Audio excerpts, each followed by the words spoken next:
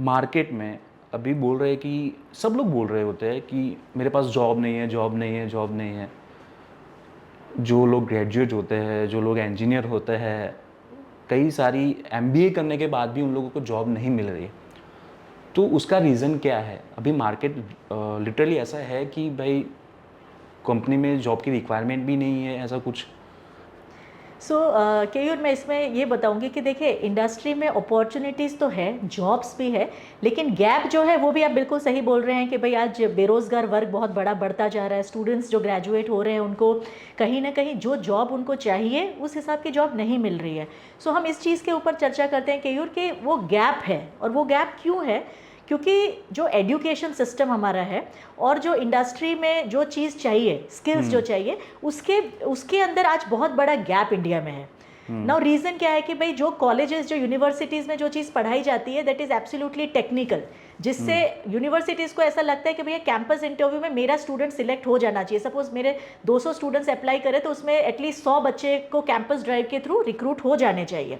But क्या वो ये एनालिसिस करती हैं कैंपस रिक्रूटमेंट वाली ड्राइव की, जो कंपनीज आ रही है ड्राइव के लिए वो चाहती क्या है? यही गैप है कि जिसकी वजह से जो कैंपस ड्राइव में भी बहुत ज़्यादा रिक्रूटमेंट्स नहीं हो रहे हैं। मेजर जो मैं बताऊं कि जो रीज़न है ना, that is gap between education जो उनको पढ़ाया जा रहा है और इंडस्ट्री को जो चीज़ चाहिए। ओके, तो इसको वन बाय वन समझते हैं कि लाइक कि जो भी फ्रेशर है, अभी कोई बंदा उसकी ग्रेजुएशन कंप्लीट करने के बाद वही जॉब ढूंढ रहा है।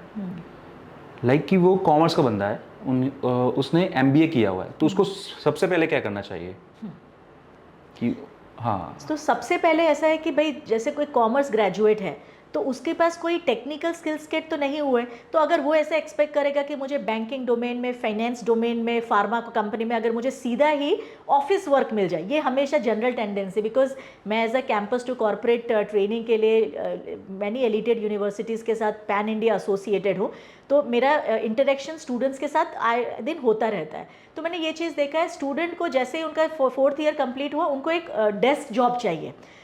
मैं ऐसा मानती हूँ कि सबसे पहले इस माइंडसेट से उस स्टूडेंट को बाहर आना पड़ेगा कि क्यों डेस्क जॉब ही आपको चाहिए।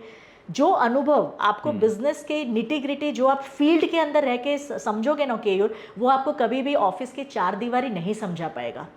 और एक दूसरा फैक्ट है कि आज के तारीख में इंडस्ट्री में आप देखो ना, तो सबसे ज़्यादा अगर किसी प्रोफेशनल की ज़रूरत हो तो वो सेल्स के प्रोफेशनल की है, चाहे वो फार्मास्यूटिकल सेक्टर हो, मैन्युफैक्चरिंग सेक्टर हो, मार्केटिंग हो, आईटी हो या आईटी सर्विसेज हो।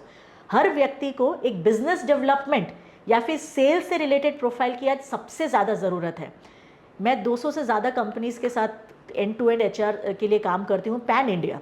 मेरे पास 40% ऑफ द पोजीशंस जो आती है ना केयूर, वो सेल्स या बिजनेस डेवलपमेंट की आती है अक्रॉस द इंडस्ट्री या कोई भी सेक्टर की आप बात कर लो।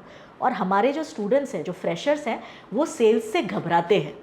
उन्हें ऐसा लगता है कि हम थोड़ा बिजनेस को समझ ले, 2-3 साल हम डेस्क जॉब करके बिजनेस की निटी ग्रिटी को समझ ले, उसके बाद में भी हम सेल्स के लिए जाएंगे। वो घबराहट से आज के स्टूडेंट को, जो जेन जी है ना, उन्हें उस घबराहट से बाहर आना पड़ेगा कि जो रियल मार्केट की नब्ज अगर आपको समझनी है तो आपको फील्ड पे ही रहना है।